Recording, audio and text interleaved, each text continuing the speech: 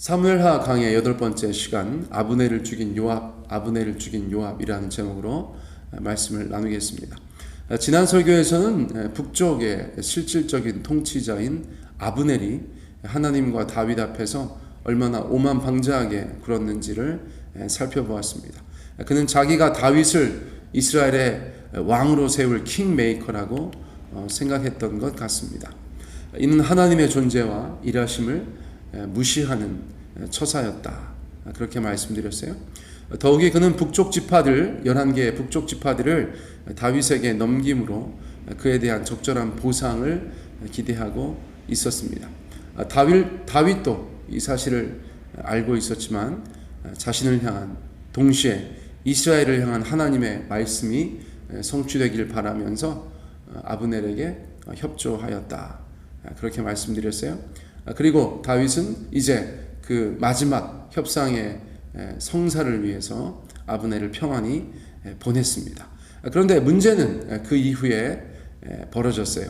자, 22절, 다윗의 신복들과 요압이 적군을 치고 크게 노력한 물건을 가지고 돌아오니 아브넬은 이미 보냄을 받아 평안히 갔고 다윗과 함께 헤브론에 있지 아니한 때라.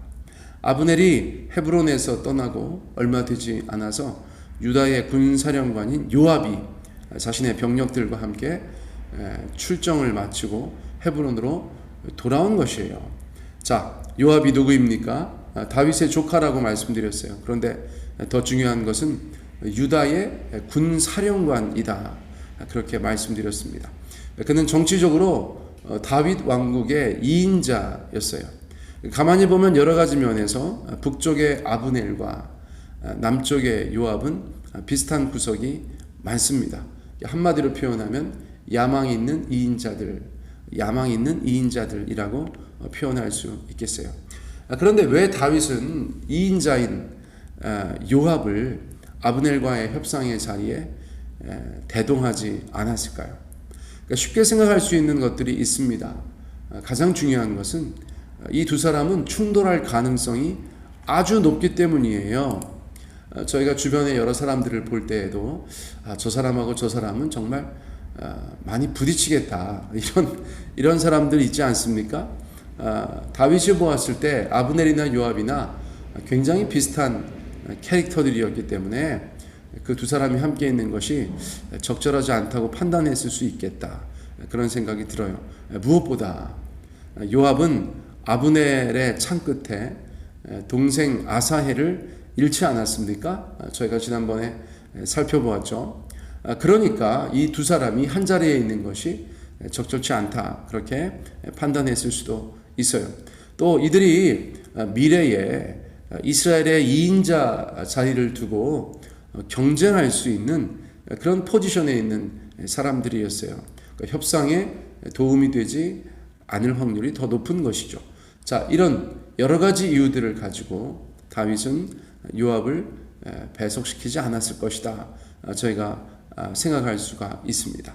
자, 그런데 결국은 만나게 돼요. 23절, 요압 및 요압과 함께한 군사가 돌아오매 어떤 사람이 요압에게 말하여 이르되 넬의 아들 아브넬이 왕에게 왔더니 왕이 보내매 그가 평안히 갔나이다 하니, 아니나 다를까 요압이 헤브론에 돌아오자마자 누군가가 누구겠어요? 요압의 사람들이겠죠. 누군가 이 상황을 고합니다. 그리고 왕의 처사가 마음에 들지 않았던 요압은 한 걸음에 다윗을 찾아가서 다윗에게 뭐라고 합니다. 24절 25절, 요압이 왕에게 나아가 이르되 어찌하심이니까? 아브넬이 왕에게 나아왔거늘 어찌하여 그를 보내 잘가게 하셨나이까? 왕도 아시려니와 넬의 아들 아브넬이 온 것은 왕을 속임이라. 그가 왕이 출입하는 것을 알고 왕이 하시는 모든 것을 알려 함이니이다 하고, 이야기의 구조나 이야기의 내용이 얼마 전에 다루었던 아브넬과 북쪽의 왕 이스보셋의 대화와 유사하죠. 남쪽이나 북쪽이나 2인자들이 보통 내기들이 아닙니다. 여기서는 조카이자 신하인 요압이 외삼촌이자 왕인 다윗을 가르치려 들어요. 무엇인가 체근하는 듯한 느낌을 지울 수가 없습니다. 어찌하심이니까? 어찌하여 그를 보내 잘가게 하셨나이까? 아브넬이 온 것은 왕을 속임이라 말하는 것 자체가 다윗이 잘못한 것처럼 말하고 다윗이 뭘 모르는 것처럼 그렇게 질타하고 있습니다. 더 큰 문제는 그가 단독으로 돌발 행동을 이어간다는 것이에요. 자, 26절 27절 이에 요압이 다윗에게서 나와 전령들을 보내 아브넬을 쫓아가게 하였더니 시라 우물가에서 그를 데리고 돌아왔으나 다윗은 알지 못하였더라. 아브넬이 헤브론으로 돌아오매 요압이 더불어 조용히 말하려는 듯이 그를 데리고 성문 안으로 들어가 거기서 배를 찔러 죽이니 이는 자기의 동생 아사헬의 피로 말미암음이더라. 요압은 다윗을 만나고 나와 즉시 부하들을 보내어서 아브넬을 추격하게 하고 아브넬을 잡아오게 합니다. 물론 거짓으로 다윗의 이름을 팔아서 그의 발걸음을 돌렸겠죠. 왕께서 더 하고자 하시는 말씀이 있으시답니다 라든가. 자기가 불러서 올 사람이 아니잖아요. 두 사람은 아주 사이가 좋지 않은 사람들인데, 자, 그리고 헤브론에 와서는 할 말이 있는 것처럼 사적으로 은밀하게 할 말이 있는 것처럼 속이고 인적이 드문 곳으로 가서 죽였다는 것입니다. 참 큰일이 아닐 수가 없어요. 다윗과 아브넬의 협상이 성사되었고 그 협상에 대해서 구체적인 일들을 진행해야 되는 상황에서 아브넬이 죽은 것입니다. 성경은 이 사건이 발생한 이유를 자기의 동생 아사헬의 피로 말미암음이었더라라고 말씀하고 있어요. 자기의 동생 아사헬의 피로 말미암음이더라. 사적인 복수를 했다는 것입니다. 공적인 유익을 위해서 한 것이 아니에요. 사적인 복수를 위해서 살인을 한 것입니다. 아브넬을 죽인 것입니다. 자, 이 말은 30절에서 다시 한번 반복됩니다. 30절 요압과 그의 동생 아비새가 아브넬을 죽인 것은 그가 기브온 전쟁에서 자기 동생 아사헬을 죽인 까닭이었더라. 자, 이 사건은 워낙 큰 일이었기 때문에 다윗이 즉시 알게 되죠. 다윗의 반응은 어땠을까요? 자, 28절 말씀 보세요. 그 후에 다윗이 듣고 이르되 내레 아들 아브넬의 피에 대하여 나와 내 나라는 여호와 앞에서 영원히 무죄하니. 먼저 다윗은 아브넬의 피에 대하여 다윗 자신과 이스라엘이 영원히 무죄하다고 선포합니다. 예를 들어서 빌라도가 예수님 피에 대해서 난 아무 나는 죄가 없다, 손 씻고 너희가 다 받아라, 이렇게 얘기하는 것처럼 이 피에 대해서 다윗과 이스라엘은 무관하다, 그렇게 선포하죠. 그리고 나서 29절 보세요. 그 죄가 요압의 머리와 그의 아버지의 온 집으로 돌아갈지어다. 또 요압의 집에서 백탁병자나 나병 환자나 지팡이를 의지하는 자나 칼에 죽는 자나 양식이 떨어진 자가 끊어지지 아니할지로다 하니라. 그리고 왕국의 2인자이자 자기 조카인 요압을 저주합니다. 저주의 내용도 결코 가볍지가 않습니다. 요압의 집에 백탁병이나 나병 같은 중병, 어려운 병이 끊이지 않기를 저주합니다. 또한 소경이나 절름발이가 되어서 지팡이를 의지하는 자가 끊이지 않기를 또한 저주합니다. 더 나아가서 칼에 죽거나 굶어 죽는 자가 끊이지 않기를 저주합니다. 현대인들의 눈으로 보면 지나친 저주라고 할 수 있어요. 야, 뭐 이렇게까지 하는가? 저희가 그렇게 생각할 수 있습니다. 그런데 왜 그럴까요?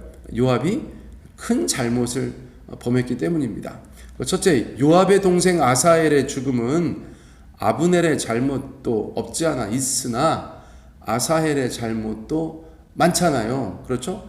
쫓아오지 말아라, 쫓아오지 말아라. 제발 내가 널 죽이게 되니까 쫓아오지 말아라. 그렇게 얘기를 했음에도 불구하고 끝까지 쫓아와서 아브넬 입장에서는 전쟁터에서 어쩔 수 없이 아사헬을 죽인 것이죠. 그렇죠? 자, 두 번째, 일단 복수라는 것 자체가, 지금 요압이 아브넬을 죽인 사적인 복수라는 것 자체가 하나님께서 기뻐하시는 일은 아닌 것이죠. 또 세 번째, 요압은 이러한 중대 사항에 대해서 왕과 상의하지 않았어요. 그냥 자기가 단독으로 행한 것이에요. 그러므로 다윗은 자신의 무고함을 다시 한번 강조할 수밖에 없었던 것이죠. 또 네 번째, 다윗을 이스라엘의 왕으로 세우려는 하나님의 계획이 늦추어졌어요. 지금 모든 것이 다 성사되기 직전인데 그 플레이 파트너 뭐라고 표현하죠? 아무튼 같이 일을 해야 하는 아브넬이 죽음으로 말미암아서 하나님의 계획이 늦춰졌다. 저희가 그렇게 이해할 수 있습니다. 아무튼 이렇게 복잡한 이유로 다윗은 요압에 대하여 조금도 지지하지 않고 선을 긋고 무죄를 주장하고 요압을 저주하였던 것이에요. 자, 우리 주변에 요압과 같은 인물이 있으면 여러 가지 문제들이 발생하고 또 여러 가지 위험이 생기게 마련입니다. 예를 들면 세월이 지나서 다윗은 아들 솔로몬에게 왕위를 물려주면서 이렇게 유언을 남겨요. 유언을 남깁니다. 열왕기상 2장 5절 6절 스루야의 아들 요압이 내게 행한 일 곧 이스라엘 군대의 두 사령관 넬의 아들 아브넬과 예델의 아들 아마사에게 행한 일을 내가 알거니와 그가 그들을 죽여 태평시대에 전쟁의 피를 흘리고 전쟁의 피를 자기의 허리에 띤 띠와 발에 신은 신에 묻혔으니 내 지혜대로 행하여 그의 백발이 평안히 스올에 내려가지 못하게 하라. 여러분, 다윗은 요압을 살려둘 경우 아들 솔로몬이 왕이 되는 것에 큰 문제가 생길 것이다 라고 판단한 것 같아요. 자기는 외삼촌이었고 다윗이잖아요. 다윗. 그럼에도 불구하고 요압이 통제가 잘 안 됐는데 이제는 뭐 세월이 지나서 또 어린 솔로몬이 왕위에 오를 때 요압이 가만히 있지 않을 것 같다. 그런 생각을 했던 것이죠. 요압의 인생이 그랬던 것이에요. 다른 사람에게 신뢰를 주기에는 어려운 사람이었다는 것이죠. 그러므로 요압을 제거하라는 충격적인 유언을 남기는 것입니다. 다윗이 솔로몬에게 요압을 제거하라. 그렇게 유언을 남긴 것이에요. 자, 이 구절만 보아도 요압이 어떤 삶을 살아갔는지를 저희가 알 수 있다는 것이에요. 자, 그러므로 우리 주변에 이것은 뭐 기도 제목도 아니고 바람인데요. 우리 주변에 요압과 같은 사람들이 없으면 좋겠어요. 또 우리가 요압같이 그렇게 통제불능의 인생이 되지 않았으면 좋겠습니다.